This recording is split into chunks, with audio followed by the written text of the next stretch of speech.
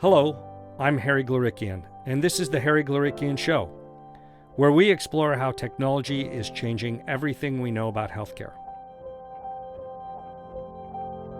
Today on the show, we're going to talk about biomanufacturing and the growing bioeconomy, where companies engineer microbes like yeast and bacteria that grow in big fermentation tanks. Thanks to their altered genes, these microbes can pump out almost anything you can think of, from new medicines to agricultural products to cosmetics. Two of our guests are helping that revolution along. But before I bring them on, I need to give you some of their backstory. So a couple of years ago, I was joined here on the show by a computational biologist named Richard Fox. Richard had spent years at a company called Inscripta, helping to build a machine called Onyx that could take microbes like bacteria or yeast and make programmed edits at thousands of different points in their genomes, all in parallel and very quickly. When we talked in April of 2021, Richard had just left Inscripta to form a spinoff called Infinome. The idea at Infinome was to use the Inscripta technology, along with the principles of directed evolution, to help customers rapidly engineer and optimize new microbes for biomanufacturing. That platform was called Genoscaler. In one example, Infinome partnered with Calsec, a company that makes spice and herb extracts for the food industry. Together, Infinome and Calsec used Genoscaler to come up with ways to use fermentation to make new flavoring ingredients. Well, now it's 2 years later, and Richard is back inside Inscripta. And today, he's back on the podcast along with his boss, Inscripta's CEO, Sri Kosaraju, to explain why Infinome and Inscripta decided to reunite and what they plan to do together. The very short version of the story is that Inscripta decided to pivot away from selling the Onyx machine and focus instead on becoming power users of their own technology and ultimately making their own biomanufactured products. So it made sense to bring Infinome and the Genoscaler technology back inside Inscripta. At the same time, Inscripta bought another startup called Sestina Bio. That's one of the first companies to show how the underlying technology can be used. Sestina plans to use biomanufacturing to make bakuchiol, which is normally derived from rare plants native to South Asia. The companies hope to market its version of bakuchiol as a replacement for retinol, also known as vitamin A1. A lot of people are familiar with retinol. It's used as an anti-aging ingredient in skin creams. The problem is that it causes photosensitivity in some people. Richard and Sri think that there would be a big market for an alternative without that side effect, if there were an easier way to make it, which now there is, thanks to Sestina's work and the Genoscaler platform. So I just threw a lot of names and history at you. But the big picture here is that Sri and Richard think we're just at the beginning of a biomanufacturing revolution, and they want to be the ones that are out there to make the first big products. The three of us talked back in mid-February of 2023. Here's our full conversation.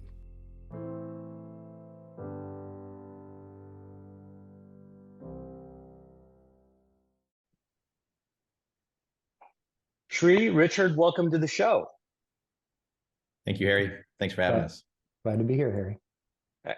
Richard, I want to say welcome back, but we're gonna get into some of those details in a few minutes. But there's been a lot of change in Inscripta since the last time I talked to you, Richard. I want to, but before we get there, I want to step back at a really high level and ask you two gentlemen to talk about the specific field of biotechnology you're aiming to revolutionize, and that is biomanufacturing. I mean, we have a pretty broad audience on a global scale.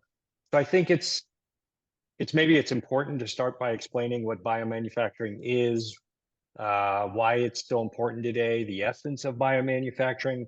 If I characterize it correctly, it's the use of genetically customized microbes, like, let's say, a yeast cell, to produce complex biological molecules in big fermentation tanks, right? And that's how the class of drugs known as biologicals has been made for decades now. But these days, biomanufacturing is also being used to make more kinds of different kinds of products, not just medicine. So if you could spend a few minutes talking about the biomanufacturing space, why it's so important to have better ways to design and engineer microbes that are actually doing all the work, and then we can go into deeper depth as we're going forward. Yeah, Harry, it's a big question. Maybe I'll start super high level and let Richard maybe talk more specifically about what is biomanufacturing and some of the details under it. Because I've always watched and I admire the way he articulates it. It's elegant. But the bigger picture, just for the layman like me, I'm not a scientist. I don't have a PhD, but what captured me about the bioeconomy at large is the role that biology can play in so many different industries and themes that aren't just therapeutics or life sciences. We're talking about the bio industry, which are everything from food, agriculture, personal care, materials.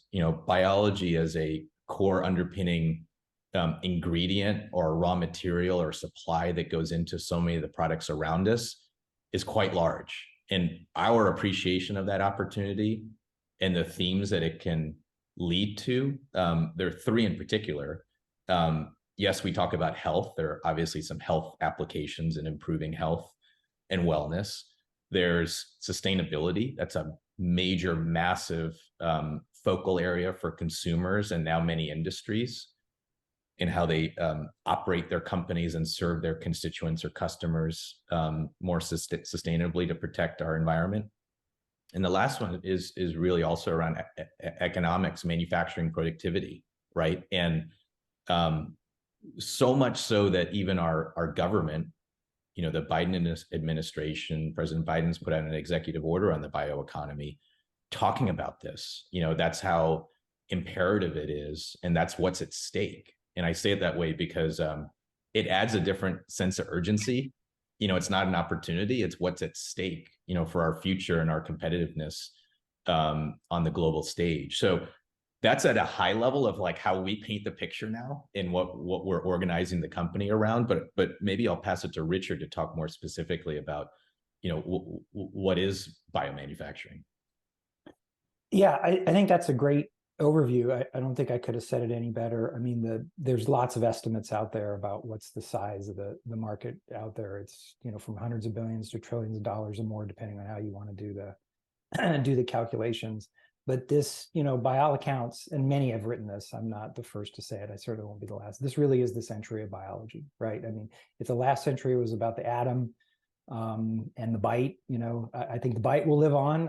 Hopefully the atom in civilian uses will be the only use. But really, this is the century of biology. This is now we're going to, unlock the potential of the genome. And our specific areas around biomanufacturing, but there's the larger, bioeconomy as well, of course. But I think Sri painted a good picture about, I like the way he said it, not just the opportunity set, but what is the stakes? Because so much of our environment and social pressures and where you source material and having consistent, stable manufacturing supplies for lots of compounds of value to society and of interest is going to be critical going forward. And so I think that's the area that we're pretty excited to be playing in. So one more sort of, I guess, science or engineering question before we get sort of to the interesting, business backstory that brought you two together. Maybe I should say back together. What are the basic ways, say, Inscripta can help its customers optimize these microbial strains they use for biomanufacturing? I mean, maybe you guys can walk through the various products or platforms. I know there's something called MAD7 nuclease for CRISPR-based gene editing. There's Genoscaler, the computational platform that was brought back in from Infinome, where you were, Richard. And I don't know if all of this is still a big part of your business, but also the Onyx instrument to automate the massive parallel genome scale engineering. So can you guys paint a picture of how all these pieces play into how you're servicing the customers that you've got or you're going after? Yeah, I think we can do that. Sri, maybe we want to start a little bit with perspective on that. Yeah, and I'm happy to. So Inscripta's history goes back quite a long ways, right? It's not just the last few years. It's back into 2015. The foundational technology was around genome engineering, right? How do we leverage CRISPR on a much larger scale and leveraging the philosophies of some well-known scientists that came before us, right, in espousing their philosophies and advancing that using the technology that was now available and afforded to us by CRISPR. Inscripta is very well known in the industry by offering a lot of these technological and scientific components to the industry. MAD7, you mentioned, is a nuclease that many researchers have access for free, which is a very, very unique proposition. And it's something that the company offered really to help advance people's work in the lab, right? Critical research in academia and in industry. And we hear a lot about it today.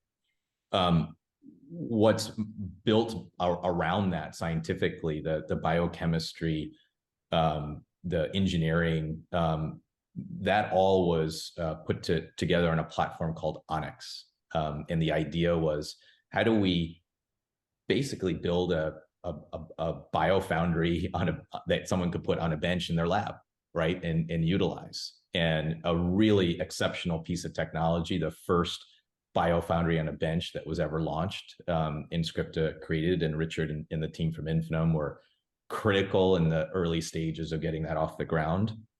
And so as much as we talk about these different pieces and the different technologies and organizations, it was always close.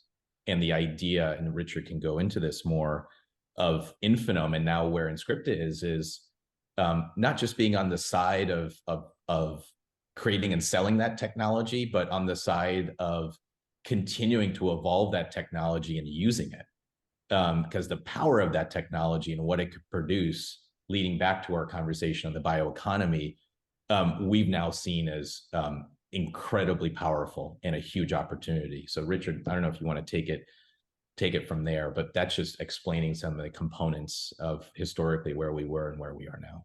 Yeah, I think that's really well put. And so to sort of frame why those components are important, I think we talked about this at length last time, Harry, but it's worth repeating, which is, the central challenge around engineering biology is it's very difficult. So it's not amenable to the same kind of approaches that you see in lots of other engineering disciplines, whether it's electrical engineering or computer science or building bridges or airplanes.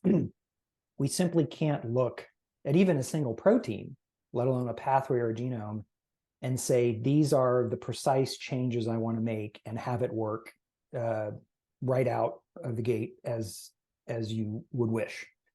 Okay. So there's a long history of people trying to, bring as much as they can to the table in terms of computational design and literature and lots of really good first-rate science. But historically and for the foreseeable future, we're going to need methods that allow us to rapidly and efficiently explore the sequence space. We have a lot of experience and history of doing that at the protein level. And there was a healthy competition over the last 10 or 20 years between empirical directed evolution type approaches to engineer proteins and rational approaches. Turns out they're actually complementary. But at the end of the day, the Nobel Prize went to directed evolution. And the reason that is because it works. And you actually don't even really have to understand how the systems work. In many cases, you can't. And yet it works. And so it's a very reliable method if you have the right tools supporting that strategy. And so the central thesis behind Inscripta and what we were doing as a subsidiary for a couple of years at Infinome using the core technology that Sri described was to use those very efficient empirical approaches to be able to rapidly engineer very complex biological systems. Yep.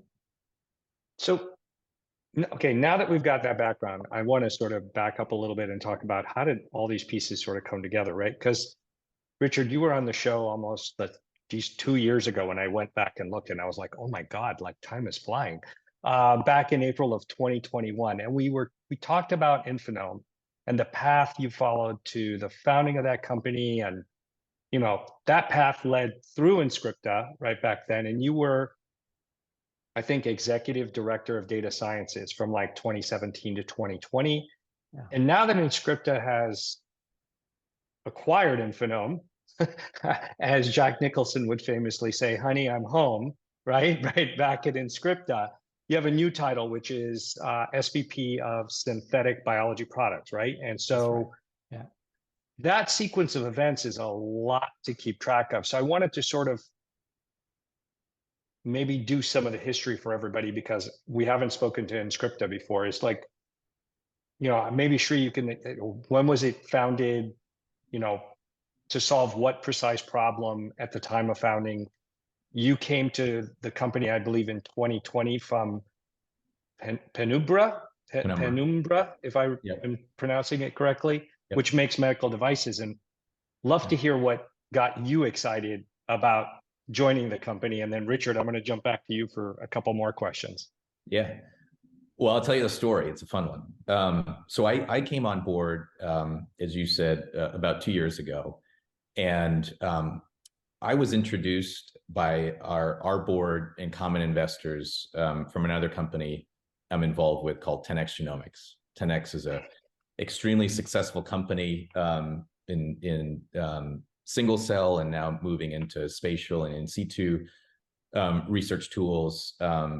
Public company, great management, great board. That same group of investors and board are behind Inscripta, and that's how I got introduced to it. And our chairman, John Stoopnagel, an exceptional individuals who initially had the conversation with me about Inscripta and the technology and the idea that we were about to launch Onyx. This really forward-thinking opportunity to really leverage CRISPR and offer a tool in people's labs that could offer the opportunities that Richard talked about, right? And if you think about an analogy like next-gen sequencing of what that did, to read genes and the leaps and bounds that it offered in research, and what it did for scientists and their discoveries, we thought about it in the same way of what now writing genes and a tool like Onyx could do, for opening up this whole new opportunity set that technology could afford.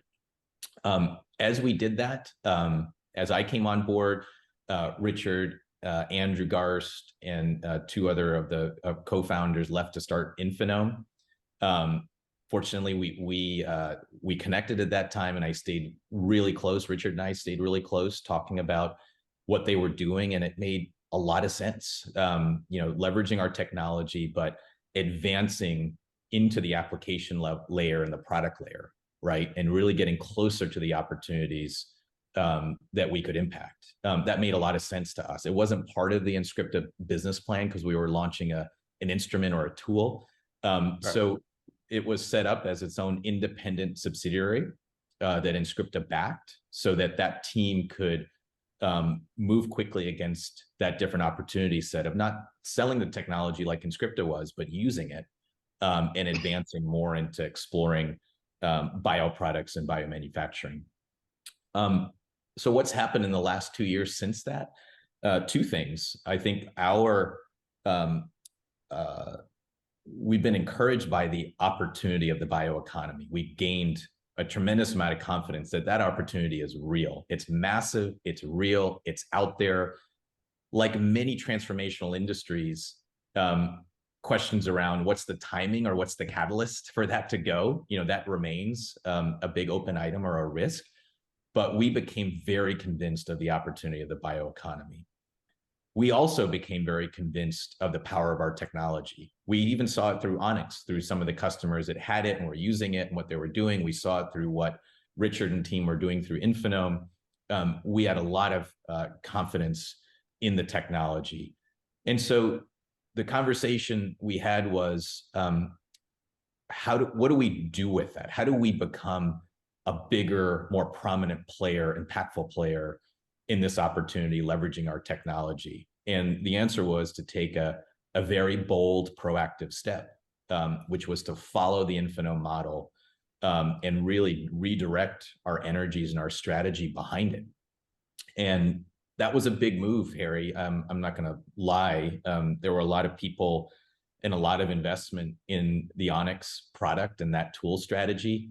And to pivot away from that was so incredibly hard to do. And so many people were heavily invested in that. But again, we wanted to be bold, to point ourselves against the opportunity and how to really leverage our technology the right way. So we did that. We announced it in January, just last month, that we were reorienting the strategy. We were folding in Infinome, even though that seemed like a transaction, is really not. They were already part of the family. We also folded in Sustina Bio, who was a customer, an Onyx customer, so very familiar with the technology, and some incredibly talented folks who also complemented our platform and were successful in bringing a product forward called bakuchiol that was driven from their approach in genome engineering. And we can share more about what that product is, but it's a real live tangible example of what we're talking about that this technology can create. So that all happened in the last few months. We took those bold steps to reorient the strategy, fold in and begin the integration process with Infinome and Sustina Bio, and off we go. We're running at this new strategy very aggressively. Well, it's funny because I think Richard remembers when I was talking to him the first time, and I was scratching my head going, I don't think you're going to get very far. I think they're going to suck you right back. Based on what you're doing, I can't imagine that you're going to get very far without something pulling you back into the mothership. So it's good to know that, I wish I had published that prediction and we could go back and look at it. But, but now you guys so the model is now changed. I mean, you guys raised not an insignificant amount of money. There's been, the downsizing, the restructuring. If you had to summarize now this bringing Infinome back inside, and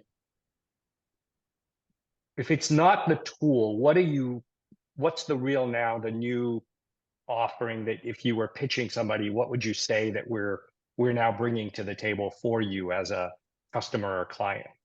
Yeah, well, I'll bring a real life example of how we're now talking externally to our commercial partners and / customers. I mentioned a product that Sustina Bio had developed called bakuchiol. Bakuchiol is a replacement for retinol in the personal care industry. A lot of people use retinol, over-the-counter retinol on their skin. It's an anti-aging treatment, but it has some side effects. It has irritation, sensitive to sunlight, but people still use it. It's a large product.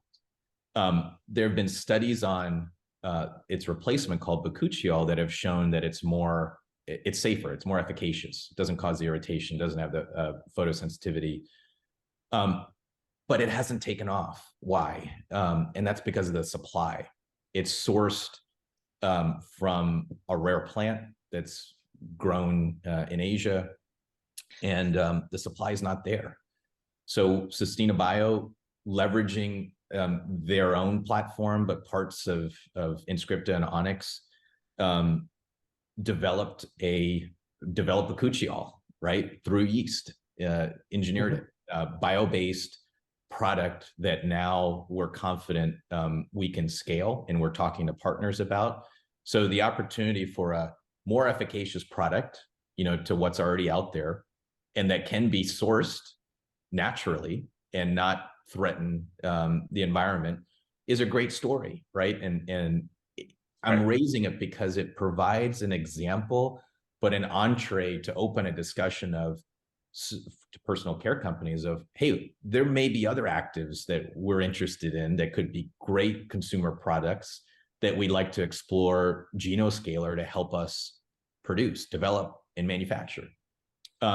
So that's the personal care industry. But like I'm saying, the bioeconomy is much larger. Our opportunity set's much larger to create molecules that either can be replacements or open up new markets using, effectively nature, right?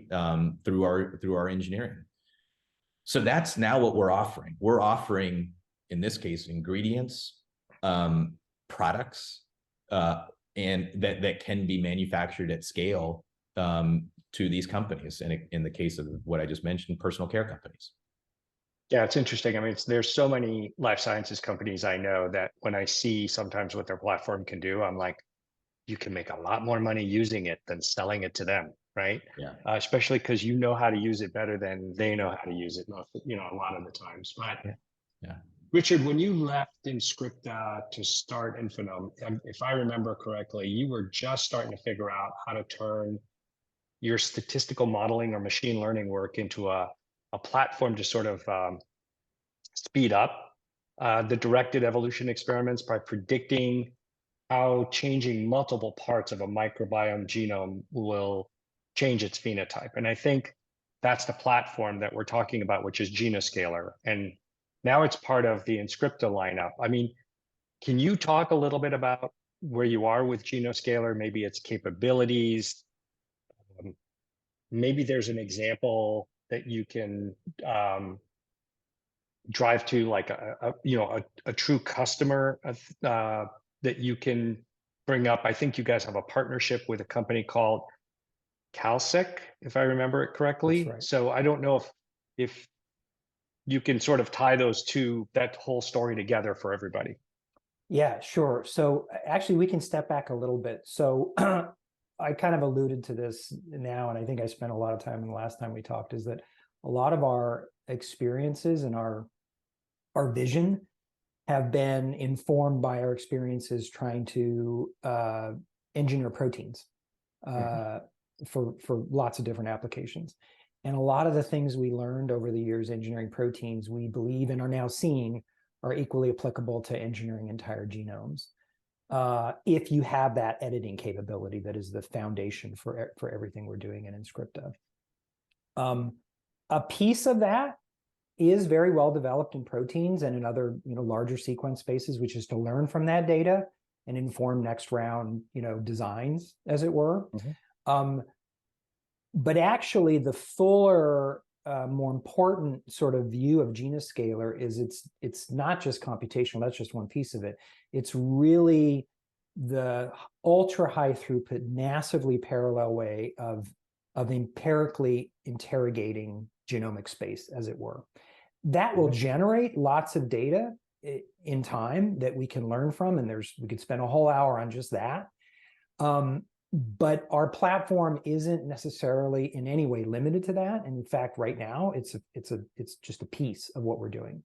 It's really more about bringing the foundational editing technology along with an integrated technology stack to run this whole engineering cycle efficiently. And you had said something just a few minutes ago that was absolutely one of the founding principles that we had at Infinome, which was this idea of it's not enough just to have a powerful technology like what was embodied in the Onyx instrument.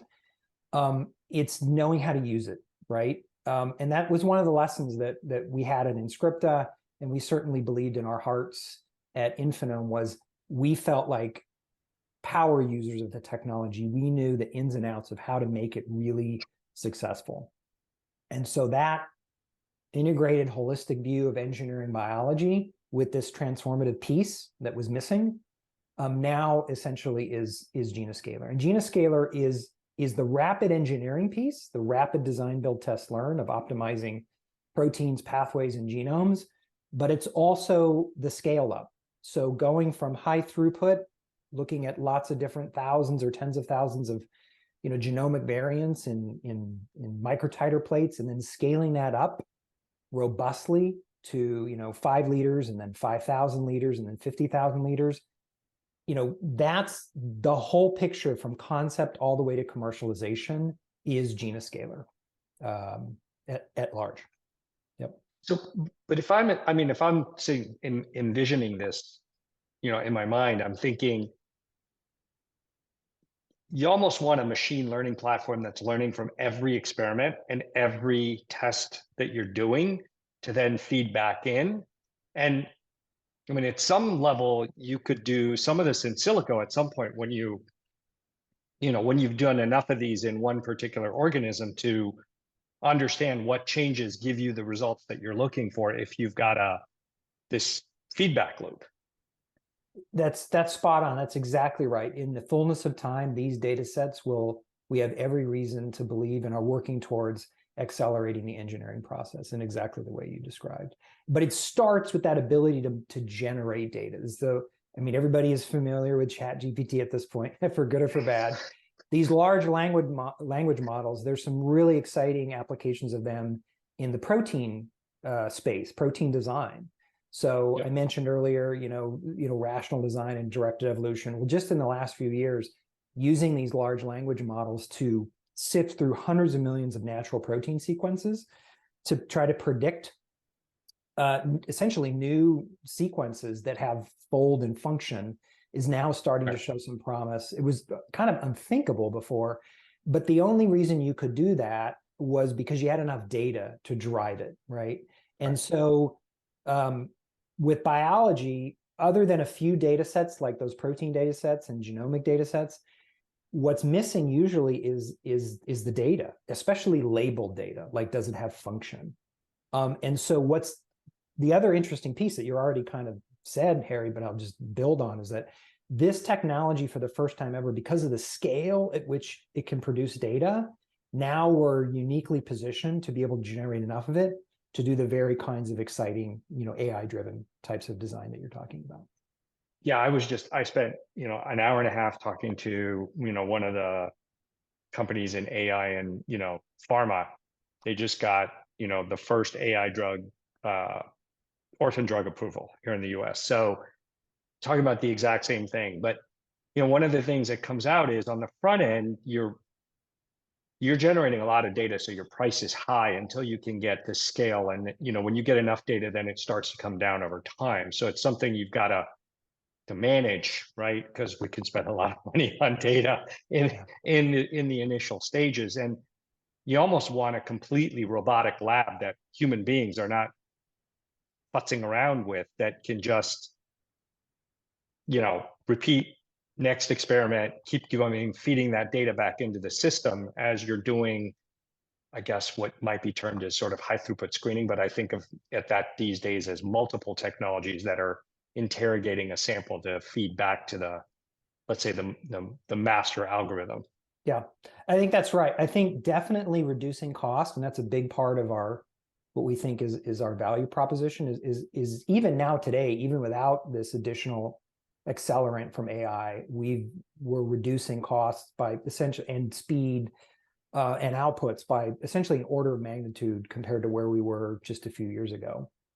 I think what's going to really be the biggest dimension, because cost is already actually relatively small in the scheme of things, is going to be the speed, getting cycle times down to maybe even days at some point, and then making the best use of the edits or the mutations that you introduce into the genome, right? I talked a lot about, we have empirical approaches because we don't know what to do, so we have to try lots of things.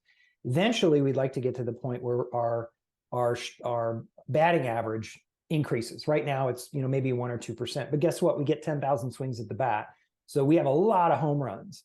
But still, it'd be nice to get up with a Ted Williams batting average at 400, and most of the time get on base or get it over the wall, right? I mean, that's something that right now is not feasible, but with data and more experience and learning from it, I think is going to be the biggest sort of knob to turn over time. Well, data from you guys that you're generating yourself, but also any data that might be available outside that you can absorb that might be able to complement what you guys are already doing. Yeah, precisely. Yep. Like these large language models for proteins. They're amazing in what they can do today. And yet the proteins that they're designing still are often very low activity compared to what nature's done. So still they're requiring fine tuning and things like directed evolution to get to where they need to be commercially. Yeah. So you mentioned Sestina as one of the acquisitions that you guys made during this whole shift in the last month, if I've got the timeline correctly. I know that they created this product that is the endangered plant. Is that something you guys are just holding up as an example? Are you guys looking at commercializing it, or is it a sort of a twofer where this is what we can do, and oh, by the way, we've already got the product, so we're gonna do this for you? And then, I mean, just having some experience in this cosmetic world, that does require some extensive testing to have them take that product on and put it into their production. So can you walk through maybe some of those dynamics that you're dealing with? I think that the product opportunity is real, and it has an ability to help. I think a lot of people want to use the product and don't want the side effects they currently have. So, I think there's an impact that the product can have, but you're right. It does offer a very real, tangible demonstration of what the platform can do. And Sistina had their platform before, being integrated into Inscripta, but they did it in less than 12 months, from discovery of the key enzyme to, now producing at in lab scale, a production level that we're comfortable that we can scale up. That's pretty remarkable, and a great demonstration of what a platform like the one we have and that we're creating can do.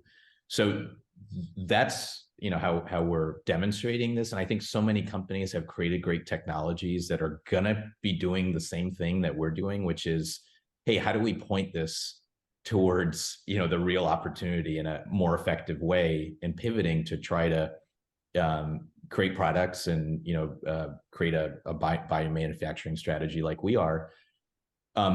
But what makes it different is having success, right? Having a real product you can demonstrate, and having the repeatable success that says, like Richard mentioned, we can do this at a high hit rate, right? In a good success rate, which means we're doing it faster and cheaper than anyone else. And ultimately, that's what it's going to come down to.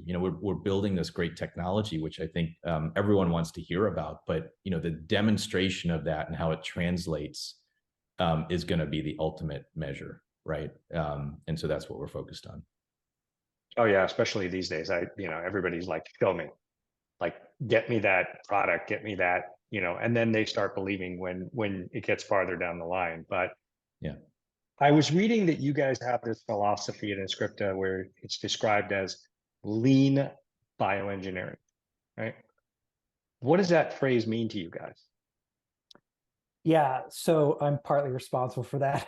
When we were at Infinome, we coined a couple terms. One was genuscaler, the other was lean bioengineering. And maybe the easiest way to say it succinctly, but I'll unpack it, is genuscaler, what I talked about earlier, enables lean bioengineering. So lean bioengineering is these metrics that I talked about, the speed with which you can do things, the resources that are the inputs, and then what's your outputs, essentially, what's your performance improvement, especially as measured in terms of your engineering, the jumps per engineering cycle. That together, these constitute, what are your inputs and outputs, and being able to do things in a way that doesn't require huge amounts of capital infrastructure and operational burden, because there's a lot you can do with lots of people and lots of automation and lots of infrastructure. And there's some really nice work that's being done and has been done and will continue to be done, because that's the best way to do it with the tools that are available. But what this technology affords us is the ability to, as I kind of said earlier, essentially by several factors or orders of magnitude or more, change each one of those key dimensions: speed, resources, and output. So together, you now have what we now say is lean bioengineering. And part of our confidence with this is, again, apologies to go back to protein engineering, but we saw the same evolution that we saw in protein engineering over 10 or 20 years. And that is going from large teams of 10 or 20 people down to just a few people per team, cycle times of months down to weeks, and performance gains of percentages up to many orders of magnitude. And so we know it's possible to accelerate complex biological optimization if you have the right strategies, and tools. And so now taken all together, we believe we're there now with Genoscaler doing lean bioengineering. And so this, and Sri already talked about it, but the importance of this is now, even as a small company, you see a lot of synbio companies have great ideas for really transformational products, and they go out and they get, well-deserved investment to go after one product. Hopefully they pick the right product. Hopefully they have the right engineering teams and science and technology to deliver on them. And we have an abundance mentality in Inscripta. We hope there's lots of room for lots of winners in synbio space. And we hope and wish all of those, entities out there to be successful. But the thing a lot of folks are laboring under is they're typically one product, one company, because that's what the technologies, they don't enable you to do more than that for the most part, unless you're very well resourced. And so even as a small company, Inscripta is trying to break that model. We have multiple products, even with a relatively small number of people, because of what the technology platform enables us to do in terms of our efficiency. Yeah, typically, what you see is, everything, you get a lot of them, and then there's a shakeout, and the space evolves. The good thing about having a lot of them is all the investors are paying for everybody to get educated and learn how to do it better in the next turn. And it happens over and over and over again. I can't tell you how many times I've seen it happen so far.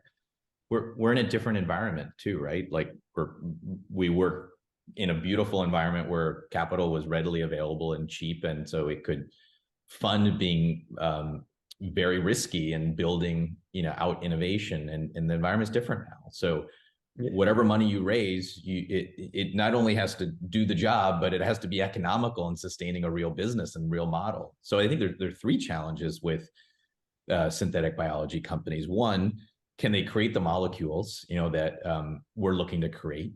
Two, can they scale those at a scale of with fermentation and manufacturing where it can be available to mass markets? And three, can they get through 1 and 2 in an economical way so that they can support their business, and do it again?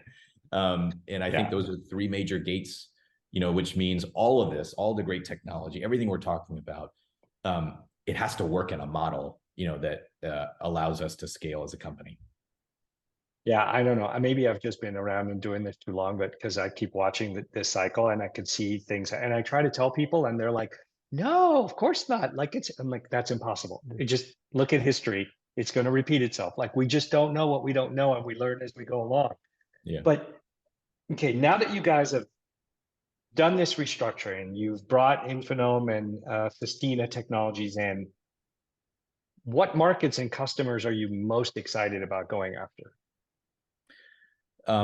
So I think it's a great question, and it's a question of where do we point our ship and our priorities, and I think there's a careful analysis about that opportunity set. There's so many markets available, but a careful understanding of the dynamics of those markets, the not just the magnitude of the dollars, but are those markets that are really truly a good fit for our technology and what we can do, right? So this will be a little bit of the secret sauce, Harry, of I think how the next generation of symbio companies will be successful or not. It's tackling those gates that I mentioned. It is about the innovation of the platform, but it's also going to be about how do we select and prioritize the markets that we approach. And I think that is going to be a competitive differentiation for a lot of companies. It's very easy to get distracted in this market because every partner will come to you and say, "Hey, can you do this for us?" And we'll say, "Yeah, we'll do that." And we'll dedicate a bunch of resources to go do that. But I think a careful understanding and analysis of the markets, their viability, the ability for us to execute on those, and the timelines that are involved is really, really critical. So I'm not going to, perhaps on this call, share exactly what they are, but I'll confirm that it is I think a very big part of our success, and we're trying to build a competency to differentiate ourselves there. So if you had to frame the company, are you going to be a services company helping biomanufacturing companies create better strains, or are you going to be, or imagine yourself developing your own strains in-house and becoming a manufacturer yourself? So because I'm thinking of it like A great a question. drug development company, right? Yeah. They wrestle with the exact same question. Do I make my own drugs, or do I help someone, make a drug for themselves? And so, Yeah. So where are you guys on that? Our view is our best way to help and to have an impact is more along the latter of what you just said. Our ability eventually to bring our own products that we develop in-house, and we will need to work with commercial partners, who are leaders in their fields to bring these products to market. A commercial partner eventually to help us will supply the product, manufacture it. They'll be the front face of it in their markets that they know well and have long established relationships with. That'll be the eventual model. Our path there could mean that we partner with people earlier in the development cycle to develop something together that we know there's a established commercial market and a party, waiting for it, to have it. That could be part of the initial model to get us going and the relationships going. But again, that we think we're going to have the biggest impact, and we think the most opportunity will be in eventually developing and commercializing ourselves. Well, I couldn't agree more. I mean, when you're a venture guy like I am, and you're looking at what the dollars is, helping people do stuff, you're always getting squeezed, and it's always small dollars compared to having the product yourself. Yeah, totally agree. Yep. So let's move a little into maybe sci-fi mode, right? Speculate about the future of biomanufacturing, right? It seems to me like this can go in a lot of different directions. I mean, I know that there's a company in Europe I think it's called BioFaro, that uses an engineered yeast to produce synthetic insect pheromones that can be used for disrupting mating, right? It's a natural way for farmers to reduce pest populations instead of spraying the fields with large volumes of toxic pesticides. And it seems like the question with those kinds of ventures is whether the company has created the right microbe to scale up the biomanufacturing process economically, et cetera. But do you think that if we have a better way to design custom microbes, biomanufacturing will spread to more parts of the economy? I mean, help us, potentially solve problems in agriculture, food production, climate change. I mean, some of these areas. So I'm going to let you guys, spin it up a bit to tell me where this is going if everything goes right. Well, you'd be surprised if we said no, right? So I think I'm giving you a platform, Richard. That's kind of, speaking of batting average, it's a softball. So yeah, clearly that's one great example. And it's a really interesting one. All of these natural products, this is a huge space, and it's not limited to just agricultural chemicals. It's so many of the things that are being produced today are done either inefficiently through extraction-based methods, like the bakuchiol that Sri mentioned, or for nutraceuticals.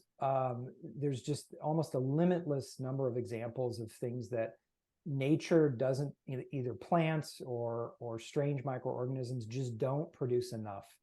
But if you can identify what those pathways are and then move them into more tractable hosts, and then not just that, but then be able to engineer them rapidly, the ways we've talked about here, that just it opens up just a universe of opportunities to replace things or supplement, depending on the case, with what's the traditional bio-based route to those things.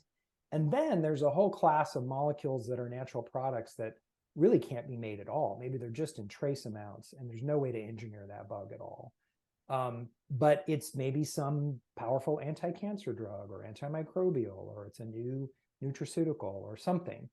And so there's these large segments that I think, this is why I think it's the century of biology, is there are people who you can't do certain things today because even if your imagination can go there, we just don't have the tools and the capabilities to get there. Yeah, I just to add on to what Richard said, which I couldn't agree with more, back to what we said at the beginning, it's what's at stake. Like, this is going to happen globally. We're going to move in this direction of where biology is more the underpinning of the products around us, because we have to do it from an environment or sustainability perspective, or because they're just better products, that consumers pull for, that are manufacturing more effective, that don't stress our supply chains. I think industries are going to transform based on this. And a great analogy that I used a few times internally, like if you think about our auto industry, the combustion, well, before the combustion engine, there was a huge transformation of combustion engines. But think about what we're going through now. You go to a dealership, you look at a car, it looks exactly the same. You open the hood and it's got an electric motor. And there was a huge investment required to do that, which we got through. It's economical now. Consumers want it and see the value of it. And what are we globally? Only 10 or 15% of market share is electric vehicles. And that's going to become probably half, in the not so distant future. Like, we're heading the same direction, and industries will transform with this technology. As soon as, there's some skepticism on the science, which I hope we'll get through quickly. We'll demonstrate products, we'll demonstrate the economics and the benefits and impact it has on the environment, as well as the economy and consumers. It's going to happen. This is going to be real. The question is, how long is it going to take? Well, look, I mean, whenever you're changing industries, you got to have, I always believe, and nobody says like, oh, you can't just have one person, but you need at least one person with a big, hairy, audacious goal that can raise the money and just doesn't care about everybody else that does what they're doing and just plows it forward. And I totally agree. I mean, I think we're getting to a point in certain technologies in certain areas where if your country doesn't have it, you're toast. And I'm not sure that most people understand this law of change that's happening here when you're coming to data and how it's going to have implications in biology and what it's going to do to change the world. But, I think if we don't have it here, we're going to have problems later on down the road. And if we're not careful. So I wish you guys incredible luck in what you're doing and success. And I can hardly wait to see, how this unfolds now that everything is come together back under one roof. Well, we appreciate this. It's a fun conversation, and yeah, we're really excited to share it, and excited we're part of one company and with this strategy now, and look forward to coming back in the not so distant future to tell you the progress that we've made. Awesome. Great to have you guys on. Thanks, Harry. Thanks, Harry.